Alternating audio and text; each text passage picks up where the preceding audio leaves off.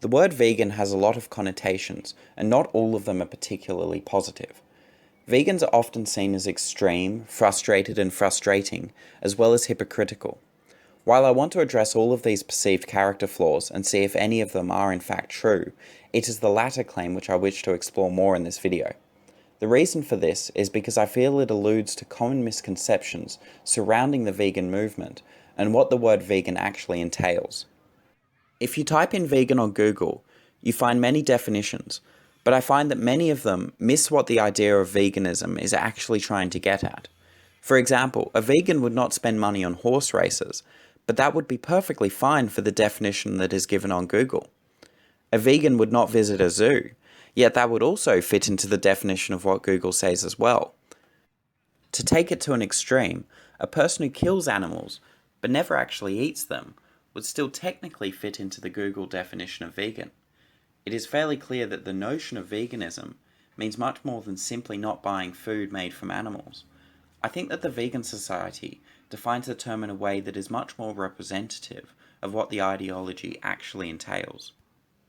It states, veganism is a philosophy and way of living which seeks to exclude, as far as is possible and practicable, all forms of exploitation of and cruelty to animals for food, clothing, or any other purpose. Now, there is actually a teeny problem with this definition, but I'm not going to get into it now because it's mostly semantics. But I think this definition much better describes what being vegan actually entails. It is not simply about not eating animal foods, but it more describes an attitude when viewing the sentient beings with which we share this planet. I also want to point out that you can still technically eat meat and fit this definition of veganism. Let me explain before you bite my head off. If you are in the situation where most vegans find themselves at least once in their life, trapped on a desert island with nothing but a pig, there is simply no practical or possible way to get food other than via the pig. So to eat the pig in this very unlikely scenario still does fit with the second definition of veganism, even though it fails to pass through the Google definition. Now, with this in mind, I want to move back to what my original intention of this video was, and talk about perceived misconceptions of hypocrisy when it comes to veganism. When I became vegan, I got bombarded by a lot of questions, which I gladly welcomed. I remember bombarding my vegetarian friends with copious amounts of questions before I became vegan, because I was interested in their way of living. So I understood where these questions were coming from. Looking back, I realized that a lot of these questions I asked were trying to find some kind of flaw in the vegetarian diet which my friends followed. Questions like, would you eat meat if you were starving? Would you kill a chicken to save the life of a human? Do you buy leather? Looking back, I realized that I was trying to find some flaw in their way of living. I was also simply interested in their diet, which was very different to mine, to be fair. Maybe I was doing this to justify why I was not a vegetarian as a professed animal lover and the guardian of 3 cats.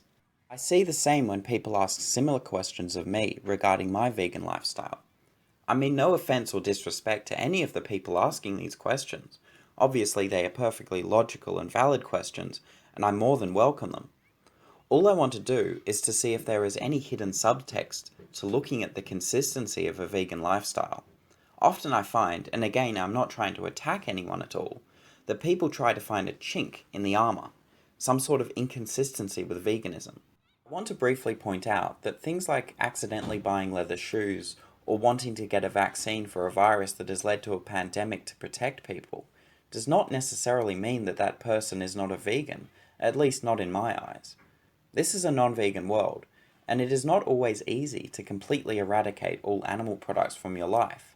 So to suggest that a person is not following their ideology correctly because they accidentally bought a protein bar thinking it was vegan, but then finding out it has beef gelatin in it, does not mean that that person is not following their moral thinking. It just means that they made a mistake. I think we need to give people a bit of leeway here. But this leads me on to my other point, the tu quoque fallacy. The tu quoque fallacy, a fallacy translated from Latin meaning you too, is one in which a debater argues against a proposition by citing that the one making the proposition is not following their own standards. It is also known as the appeal to hypocrisy. Much as the name suggests, the fallacy points out that just because an arguer may be a hypocrite does not negate the argument that they may be making.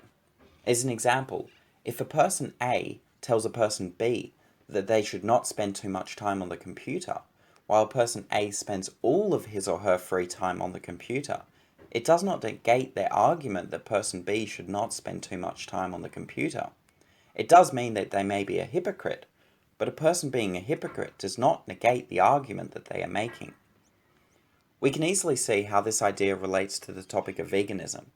Just because a vegan may cheat on their meals or clothing does not mean that the idea of not buying animal products wherever possible is wrong.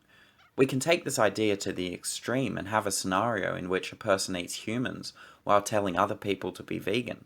Ridiculous, yes. Hypocritical, absolutely. But it does not mean that the argument is wrong simply in virtue of the person making the argument being a hypocrite. Thank you all very much for watching. I really appreciate it. And if you like the video, please drop a like. It helps me out greatly. So thank you once again for watching.